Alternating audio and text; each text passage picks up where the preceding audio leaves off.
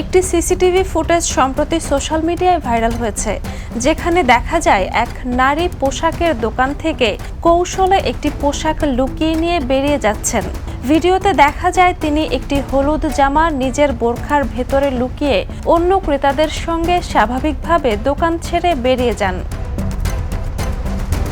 ঘটনাটি ঘটেছে ভারতের উত্তরপ্রদেশের মুজফ্ফরনগরের একটি পোশাকের দোকানে। দোকান কর্তৃপক্ষের ধারণা চুরি হওয়া জামাটির মূল্য প্রায় ২,০০০ রুপি। স্থানীয় প্রতিবেদনে জানা গেছে, সাম্প্রতিক সময়ে এই এলাকায় এ ধরনের আরও কয়েকটি চুরির ঘটনা ঘটেছে। উদাহরণ হিসেবে ১৩ মার্চ একই অঞ্চলে ৩ নারী একটি দোকান থেকে একাধিক জামা চুরির অভিযোগে আলোচনায় আসে বলে জানিয়েছে হিন্দুস্তান টাইমস।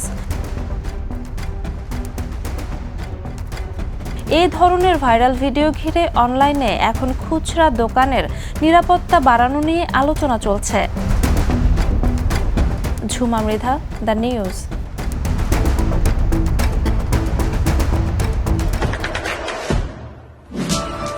দেশে দেশে সবার সাথে দ্য নিউজ।